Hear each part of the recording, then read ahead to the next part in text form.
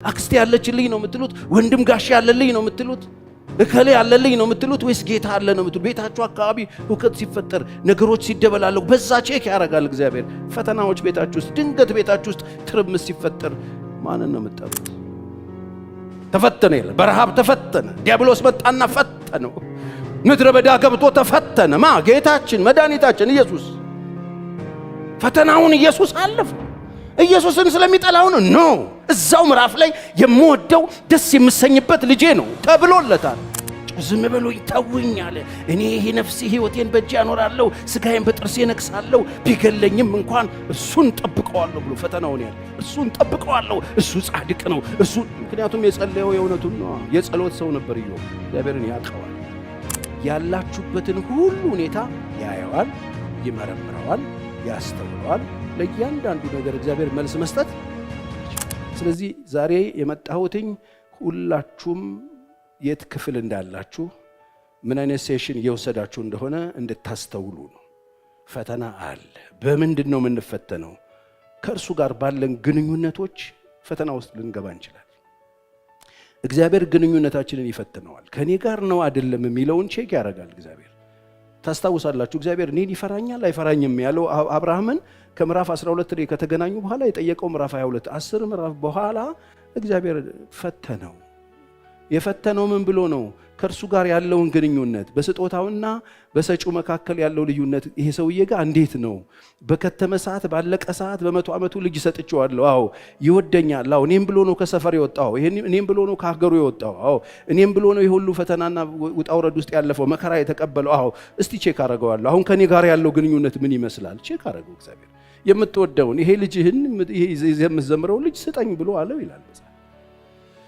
አብርሃም አላቅማማም። ልጁን አንጠልጥሎ ሞሬብ ይዞት ሄደ።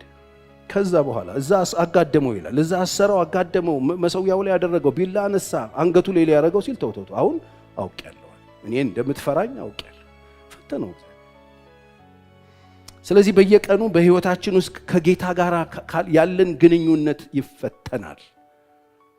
ከእግዚአብሔር ጋር እንዴት ናችሁ? እሱ ይፈተናል። ነው አይደለም ቼክ ያደርጋል እግዚአብሔር። ይሄ ልጅ አሁንም ከኔ ጋር ነው ከኔ ጋር አይደለም። እስራኤል እንደሱ ነበር ሲፈትናቸው የነበረው። ስለዚህ ፈተናን በድል ማለፍ አለብን፣ በድል መፈጸም አለብን። እግዚአብሔር በግል ከእርሱ ጋር ያላችሁን ግንኙነት ቼክ ያደርገዋል። በየጊዜው ቼክ አፕ አለው እግዚአብሔር ልጆቹን ከጠራ በኋላ ከዛ በኋላ የሆነ ነገር የዛሬ 20 ዓመት 30 ዓመት ከነገር በኋላ ጥሎ የሚሄድ አይደለም። እንዴት ነው አሁን ይሰው ያለ የለም ቼክ ያደርጋል። ከኔ ጋር ነው ከኔ ጋር አይደለም። እኔ በልጥበታለሁ አልበልጥበት። በግል ከሱ ጋር ያላችሁ ህይወት ይፈተናል። ዘዳግም 13:3 እንደዚህ ይላል፣ አምላካችሁን እግዚአብሔርን በፍጹም ልባችሁ በፍጹም ነፍሳችሁ ትወዱ እንደሆነ ያውቅ ዘንድ አምላካችሁ እግዚአብሔር ሊፈትናችሁ። አምላካችሁን ትወዱታላችሁ ወይ ብሎ እግዚአብሔር ይፈትናችሁ ዘንድ አምላካችሁ እግዚአብሔር ሊፈትናችሁ ነውና የዚያን ነብይ ቃል ወይም ያን ህልም አላሚ አትስማ እያለ ይቀጥላል። እንዳትጭበረበር እግዚአብሔር ከእርሱ ጋር ያለው ፍጹም ነፍሳችሁ አሁንም ትወዱትና ትወዱት እንደሆነ ቼክ ያደርጋል ይላል። ትወዱታላችሁ ቼክ ፈትናል። እግዚአብሔር ጋር እንዴት ናችሁ? አንዳንድ ጊዜ በጣም እንሄዳለን ይመስለንና እንወደው ይመስለንና እንደ ጴጥሮስ ወጣ ገባ እንልና ሰይፍ እንመዝና እናወጣና እናገባና በሰው ፊት እንሄድና አሪፍ ከሱ ጋር ያለን እንመስልና ከሱ ጋር በጣም ጥሩ ወዳጅነት ያለን እንመስልና ፊት እንልና ግንባር ቀደም አገልጋይ እንመስልና ከሱ ፊት እንሄድና ደጋፊና በጣም አጋሽ እንመስልና ከዛ በኋላ ፈተና ሲመጣ የለም። ያንን ፈተና ሲወድቀው እንደገና ያንን ፈተና እንዲያልፍ ደግሞ ተመልሶ መጥቶ የወደቃችሁ ሰዎች ጌታ ያነሳችሁ። አሜን። ፈተና የወደቁ ሰዎችን ጥሎ የሚሄድ አምላክ አይደለም፣ እንዲያልፉ እንደገና ይረዳቸዋል። ጴጥሮስ ወደቀ ፈተናው። ዶሮ ሳይጮህ 3 ጊዜ ያለው ወደቀ፣ ዜሮ አገኘ። በኋላ የደበቁትን መረብ አንስተው ውሃው ጋር ሄደው ኢየሱስ መጣ ድጋሚ። ከዛ በኋላ መረቡን አስጥሎ ያ ሁሉ ነገር ከሆነ በኋላ እየተንቀጠቀጠ የሚበሉት ሰጥቶ አጠገቡ ቆሞ ይሆናል ልጅ ስምዖን ሆይ ትወደኛለህ ወይ ብሎ ጠየቀው። ድጋሚ ሊያነሳው እኔ አላቅም አለ። መስሎኝ ነበር እኔ አሁን አላቅም። እንተ ነው የምታውቀው። ከሱ ጋር ያላችሁ ፍቅር ቼክ ይደረጋል፣ ይፈተናል። እግዚአብሔርን ትወዱታላችሁ ወይ? በጣም ብዙ የሚወዷችሁን ሰዎች በዙሪያችሁ ያመጣና ዛሬ ነጥላችሁ እሱን ለሱ ያላችሁ ፍቅር ያው ነው ወይ? ዛሬ በጣም የሚወዱን ሰዎች የምንወዳቸውን ነገሮች በዙሪያችን ይበዛብንና ከምንወደውና ከሚወደን ራሱን አሳልፎ ከሰጠን ጌታ ብዙ ፍቅሮች በልጠው ምናልባት አስጠለውን እንዳይሆን ትወዱታላችሁ። ፍቅራችን ቼክ ይደረጋል። ለጌታ ያለን ፍቅር እንደ ትናንትናው እንወደዋለን? ከሁሉም ነገር ይበልጥብናል? ከሁሉ ነገር በላይ ነው ልባችን ውስጥ አሁንም ቦታው? ቼክ ይደረጋል። ፍቅራችን ይፈተናል። እሱ መከራ አይደለም፣ ቼክ አፕ። ትወዱታላችሁ? የሚያኖራችሁ እሱ ስለሆነ። እሱ እንደሚወዳችሁ ታውቃላችሁ? እሱ እንደሚወዳችሁ አታውቁም? እስቲ የምታውቁ እሱ እንደሚወዳችሁ ማወቅ ከፈለጋችሁ ቀራንዮ መሄድ። እንዲሁ ነው የወደዳችሁ። እናንተ ትወዱታላችሁ። ለሱ ያለንን ፍቅር እሱ ቼክ ያደርጋል። እግዚአብሔር በፈተነን ጊዜ ሊፈትነን ቼክ ሊያደርግ በወደደ ጊዜ ለሱ ያለንን ፍቅር ቼክ ሊያደርግ በወደደ ጊዜ ሌሎች ነገር በልጠውብን፣ ሌሎች ነገር ተሽለውብን ጌታን ሚስ እንዳናረገው እግዚአብሔር ይጠብቃል። ስለዚህ ከጌታ ጋር ያለንን ነገር ይፈተናል። ትናንትና ከነፍሳችሁ በላይ በጣም ከራሳችሁ በላይ የምትወዱት ጌታ ሆናል። ቼክ አድርጉ። የሚያዋጣችሁ እሱ ስለሆነ ቼክ ኤንድ ባላንስ በስርዓቱ የሚያዋጣ። አንዳንድ ጊዜ ያለ ይመስልንና ብዙ ነገር ለካ ይል።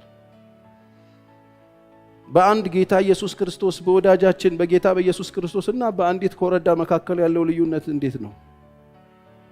በጌታና በገንዘብ መካከል ያለው ልዩነት ምን ይመስላል? ህይወታችሁ በጌታችሁና በተራ ነገር መካከል ያለው ልዩነት ምን ይመስላል? ፍቅራችሁ ለየትኛው ነው የሚያደላው? በጌታችሁና በዓለም መካከል፣ በጌታችሁና በቁስ መካከል ያለው ልዩነት ምን ይመስላል? እሱን ቼክ አድርጉ። ይፈተናል። ቤታችን አካባቢ፣ ቤተሰባችን አካባቢ ያለ አለመግባባት ይፈተናል። ቤታችን እንዴት ነው? ቤታችሁ ውስጥ ያለው አለመግባባቶች ቤታችሁ ውስጥ ያለው ይፈተናል። እግዚአብሔር እንደዚህ አይነት ነገር ያመጣና ችግሮች ምናምን ሀፕን ያደርጉና ህይወታችን ቤታችን ድብልቅልቅ ይልና እግዚአብሔር ቼክ ያደርጋል፣ ፍቅሩን ቼክ ያደርጋል። ማን ነው እዚህ ጋር የሚጠሩት ብሎ ቤታችሁ አካባቢ የሆነ ነገር በተፈጠረ ጊዜ ዛሬስ ማን ነው የቤታችሁ ባለቤት? ማን ነው የቤታችሁ ጌታ? መጽሐፍ ቅዱስ እግዚአብሔር ቤትን ካልሰራ ሰራተኛ በከንቱ ይደክማል። ስለዚህ ቤታችን አካባቢ በሚፈጠረው አለመግባባት ይፈትነዋል። ቤታችን ቼክ ያደርገዋል። ቤታችን አካባቢ የሆነ ነገር ሲፈጠር እዛ ጋር የት ነው የሚሄዱት ይላል እግዚአብሔር። ማንን ነው የሚጠሩት ይላል እግዚአብሔር። ማንን ነው ቅድሚያ የሚያስገቡት ይላል እግዚአብሔር። ቼክ ያደርገዋል። እነዚህ ሰዎች ማን ነው አሁን ቤታቸው ያለው? አጎት ያለልኝ ነው የምትሉት? አክስቴ ያለችልኝ ነው የምትሉት? ወንድም ጋሽ ያለልኝ ነው የምትሉት? እከሌ ያለልኝ ነው የምትሉት? ወይስ ጌታ አለ ነው የምትሉት? ቤታችሁ አካባቢ ሁከት ሲፈጠር፣ ነገሮች ሲደበላለቁ በዛ ቼክ ያደርጋል እግዚአብሔር። ፈተናዎች ቤታችሁ ውስጥ፣ ድንገት ቤታችሁ ውስጥ ትርምስ ሲፈጠር ማንን ነው የምትጠሩት? እኔ ቤቴ አካባቢ የሆነ ነገር ሲፈጠር ቶሎ ብዬ እሱን ነው የምፈልገው። የት ነህ? በቃ በሱ ለመቃኘት ችግሮችን በሱ አንድን ለማድረግ በሱ ለመፍታት ነው የምፈልገው። ወቅታዊ የሆነው ድምፅ ያለው እሱ ነው። መልእክት ያለው እሱ ነው። የሆነ ነገር ያለው እሱ ነው። መድኃኒት ያለው እሱ ነው። ፈተናን በድል ማለፍ ይሁንልን ወገኖቼ። ከፈተና ውጪ አንድ ሰው እዚህ ውስጥ የለም። አንድ ሰው ነው ማወራላችሁ። በየእድሜ በየልክህ ያለው ፈተና ውስጥ ነው። ፈተናዎችን ያለፋችሁ ነው እየወደቃችሁ መሄድ የፈለጋችሁ። ማለፍ ከፈለጋችሁ ጥሩት፣ መልስ አለው እሱ። አሜን።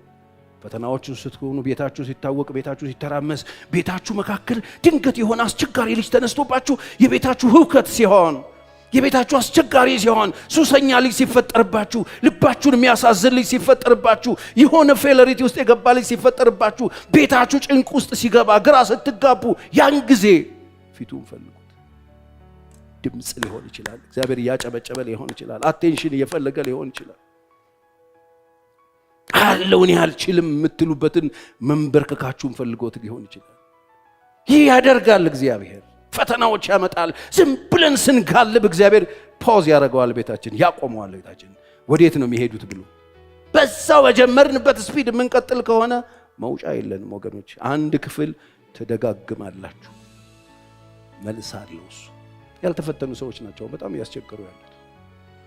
ፈተና የማያውቁ ሰዎች፣ የህይወት ውጣ ውረድ የማያውቁ ሰዎች፣ ቤተሰብ ማስተዳደር ምን እንደሆነ የማያውቁ ሰዎች፣ የማያውቁ ሰዎች የህይወት ፈተና ምን እንደሆነ የማያውቁ ሰዎች እንዴት ጀጅ እንደሚያደርጓቸው እንዴት 100 ብር ሰጥተው ጨረስከው እንደ ይለዋል በሳምንቱ።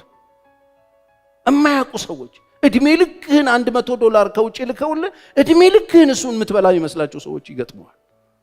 ትፈተናለህ። የማጣት ፈተና ፍዳ። እንደዚህ ያልተፈተናችሁ ግራ አልገባችሁ? ጤና አጣችሁ ተፈተናችሁ። አሁን ጤናችሁ ስታገኙ ምን እያደረጋችሁ? የጤና ማጣት ፈተና፣ መንቀሳቀስ ማጣት፣ እግር እጅ አለመስራት፣ የሆነ ነገር መሆን፣ የምግብ አለመፈጨት፣ የመተንፈስ ማጣት፣ የሆነ መጨነቅ፣ ግራ መጋባት፣ የማያቋርጥ ራስ ምታት፣ ማይግሪን ይዞት መብራት አጥፉልኝ የሚል ሰው ጭንቀቱ፣ ያ ነገር ፈተናውን ያውቅ ሰው ራሴን አመመኝ ሲል ያውቃል። ሰው ራበኝ ሲል ያውቀዋል። መራብ ምን እንደሆነ ያውቀዋል። ማጣት፣ ልጆቼን ማበላው፣ ልጆቼን ማለብሰው፣ የልጆቼን ትምህርት ቤት ጨርቅ ግራ ገባኝ ብሎ የተፈተነ ሰው፣ በዛ ውስጥ ያለፈ ሰው ሌላ ሰው ማዘን ይችላል። ተፈትኖ ነው ያለፈው። እግዚአብሔርን የሚፈራው ከእናንተ መካከል ማን ነው አለ ዳዊት። እኔ ስትለው በሚመርጠው መንገድ ያስተምረዋል ይላል። ክፍሉን የሚመርጥልህ እሱ። መጽሐፍ ቅዱሳችን በኢሳይያስ 48:10 ላይ እነሆ አንጥሬሃለሁ፣ ነገር ግን እንደ ብር አይደለም እና በመከራ እቶን ፈትኜሃለሁ ይላል። እንደ ብር አይደለም። በምን? በመከራ እቶን። የመከራ እቶን እሳቱ እየነደደ እግዚአብሔር ያነጥራል። እግዚአብሔር ሲፈትን ስለሚጠላን አይደለም። ወርቅን ሄደ ወርቅ ሰሪውን ብትጠይቀው ወርቁን ስለምጠላው ነው ወይ እሳት ውስጥ ብትከተው ብትለው ወርቁን ስለሚጠላው አይደለም እሳት ውስጥ የሚከተው። ወርቅ ሰሪው ወርቁን እሳት ውስጥ የሚከተው ወርቁን ስለሚጠላው አይደለም። ወርቁን እንዲጠራለት፣ ወርቁ ቆንጆ እንዲሆንለት፣ ወርቁ ውስጥ ተሰውሮ የተቀመጡ ቆሻሾች እንዲወጡለት ወርቁ ራሱ አያውቀውም። ይሄ በሰው ፊት ሞገስ እንዳያገኝ፣ እንዳያብለጨልጭ፣ እንዳያበራ፣ እንዳያምር፣ ሰዎች ፒክ እንዳያረጉት የሚከለክለው ወርቅ ሰሪው ያውቀዋል። በወርቁ ውስጥ ወርቁን ሊያደብሰው የወጣ ዝገት በወርቁ ውስጥ የሚቀመጥ ወርቅን ብቻ ወርቅ ሰሪው ብቻ የሚያውቀው ወርቁ ውስጥ የተሰወረ ቆሻሻውን ሊያወጣ ነው እሳት የሚመጣበት። እግዚአብሔር ስለሚጠላን አይደለም። ወርቅ እንዳይደብስ፣ የእናንተ ውበት እንዳይደበቅ፣ የእናንተ መልካም ነገር እንዳይደበቅ፣ የመከራ እቶን ወደ ህይወታችሁ ሲመጣ እግዚአብሔር ጠልቷችሁ ሳይሆን ወዷችሁ ነው። የሰማኝ አሜን ይበል። ስለሚወዳችሁ ነው። ስለዚህ ትፈተናላችሁ። ፈተና ማለፍ ይሁንልን። አሜን። ተፈትኗል። ጌታሽ ተፈትኗል። ኢየሱስ ተፈትኗል። ተፈተነ ይላል። በረሃብ ተፈተነ። ዲያብሎስ መጣና ፈተነው። ምድረ በዳ ገብቶ ተፈተነ። ጌታችን መድኃኒታችን ኢየሱስ። ፈተናውን ኢየሱስ አለፉ። ኢየሱስን ስለሚጠላው ነው። እዛው ምዕራፍ ላይ የምወደው ደስ የምሰኝበት ልጄ ነው ተብሎለታል። የምወደው ልጄ እርሱ ነው ብሎ አባቱ መንፈስ ወርዶበት እሱ ነው የምወደው ልጄ ነው ብሎት እዛው ምዕራፍ ላይ ነው ኢየሱስ እዛው ውስጥ የሚገባው። ስለሚጠላው አይደለም፣ ስለሚወደው። በመንፈስ ተነርቶ ምድረ በዳ ገባ፣ ፈተና ውስጥ ገባ። ፈተናው 3 ፈተና በአንድ ጊዜ መጣበት። የምን ፈተና? የረሃብ ፈተና፣ የምግብ ዋስትና ፈተና። እስቲ ልጅ ከሆንክ ይሄን ድንጋይ ዳቦ አድርገው የሚል ፈተና፣ ረሃብ የሚባል ፈተና። በዛ በኃይለኛው ጾም ሰዓት 40 ቀንና 40 ሌሊት ኢየሱስ ተፈትኗል። እንዴት አለፈ? አባቱ ሰምቶ። ሰው ከእግዚአብሔር አፍ በሚወጣ ቃል እንጂ ያለ በእንጀራ ብቻ አይደለም እያለ በዚህ ብቻ አይደለም እያለ ነው ያለፈው። በዲያብሎስ ተፈትኗል። እስቲ ልጅ ከሆንክ ይሄንን አድርገው እየተባለ ልጅ ከሆንክ ጥቅስ ተጠቅሶ ኢየሱስ ተፈትኗል። ጥቅስ ጠቅሰው ሰዎች ይፈትኗቸው። ይሄው እግዚአብሔር ቃል ይሄን ነው የሚለው። አንተ ግን የምታወራው ሌላ ነው። የእግዚአብሔር ቃል መዝሙር 90 ላይ እግሮቻቸው እንዳይሰናከሉ መላእክቱን ስለነሱ ያዛል ተብሎ ነው የተጻፈው። ታዲያ ለተወርወረና አሳየን እስቲ አሳየን የሚል ፈተና። ልጅ ነኝ ብለሽ የለ እንዲያው፣ እሱን አግኝቻለሁ ብለሽ የለ እንዲያው፣ ድኛለሁ ብለሽ የለ እንዲያው፣ የዘላለም ሕይወት አለኝ አላልሽም እንዲያው፣ መንፈስ ቅዱስ እኔ ውስጥ አላልሽም እንዲያው፣ ቃል አለኝ አላልክም እንዲያው፣ እኮ አሳየ ነው አንተ ብሎ የእግዚአብሔር ሰው ፈተና። በየቀኑ ሕይወታችሁ በፈተና የተሞላ ነው። ፈተናውን ማለፍ እንድትችሉ እግዚአብሔር ይርዳችሁ። ፈተናውን ማለፍ የምንችለው አይናችንን እሱ ላይ ካረግን ብቻ። እሱን የምናይ ከሆነ መልሳለሁ። ምን ልበል ጌታ ሆይ ስትለውጣ ኢየሱስ አባቱን ቃሉን እያለ ይመጣለታል። የእግዚአብሔር ቃል እግዚአብሔር አምላክህን አትፈታተን ተብሎ ተጽፏል እያለ ፈተናውን ጌታ ያለፈው ተፈትኗል። ቅድም እንዳልኳችሁ ኢዮብ ተፈትኗል። ከፈተነኝ በኋላ እንደ ወርቅ እወጣለሁ ይላል። ምንድነው ያውሉ ፈተና? የምን ፈተና? የትዳር ፈተና፣ በሚስት መናቅ፣ በሚስት መሰደብ፣ በሚስት መዋረድ። አይገርማችሁ? እኔ ቀላውጣለሁ። እኔ አንተ እዚህ በምግል እዚህ ሌትና ቀን ትጮህብኛለህ፣ አላስተኛ ብለኸኛል። እኔ ከሀገር ሀገር ዞራለሁ፣ አንተ ደግሞ እዚህ ያልክ እዚህ ላይ ረፍት ተነሳኛለህ። ለምን ሰድበው አትሞትም? እስከ መቼ ነው እንደዚህ አይነት ኑሮ የምትኖረው? ሙልጭ የፈተናው ጥግ ልጆቹን አጥቶ ቤቱን አጥቶ ንብረቱን አጥቶ ያለውን አጥቶ ተዋርዶ ወድቆ አምጥታ ሙልጭ። ምንድነው የሚደረገው እዚህ ጋር? እንደዚህ ስትፈተን ምንድነው የሚደረገው? ቤት ሲታመስ ምንድነው የሚደረገው? ምን ላድርግ? ኢዮብ አለፈው ፈተና።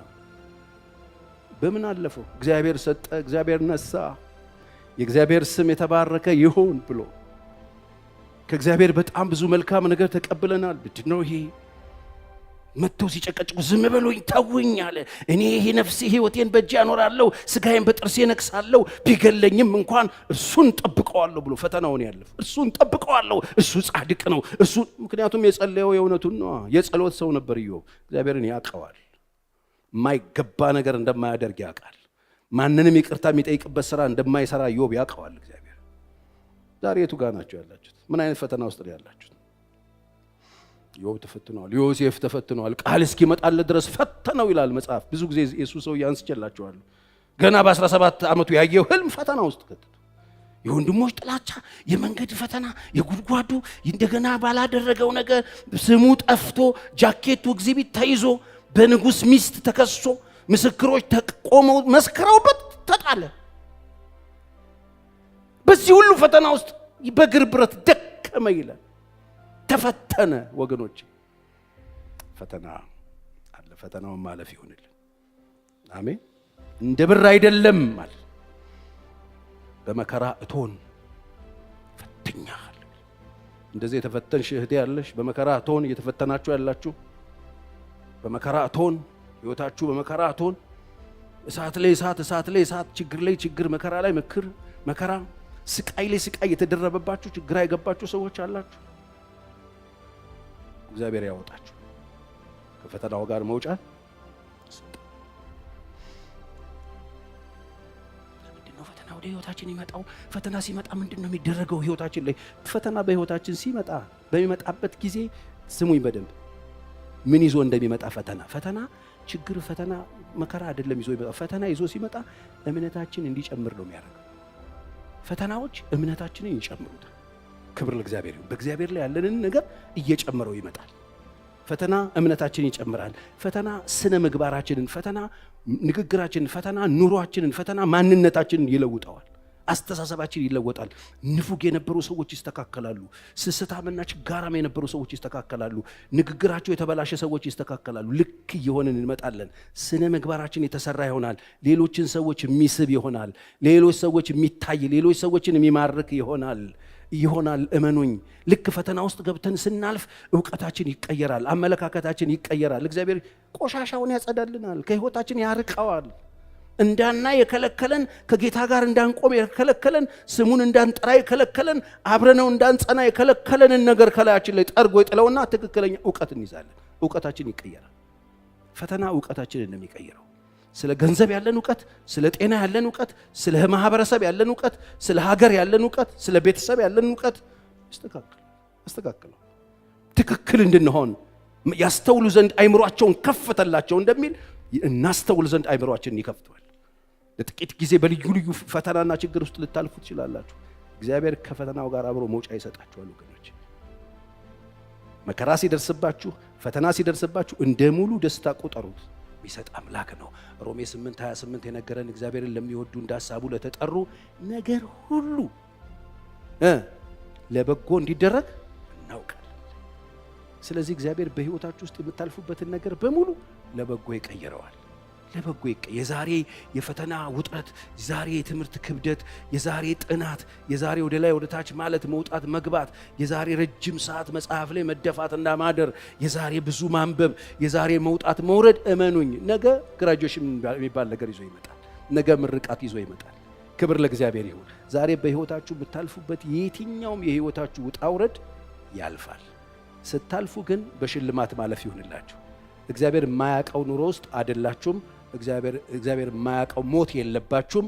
ያላችሁበትን ሁሉ ሁኔታ ያየዋል፣ ይመረምረዋል፣ ያስተውለዋል። ለእያንዳንዱ ነገር እግዚአብሔር መልስ መስጠት ይችላል።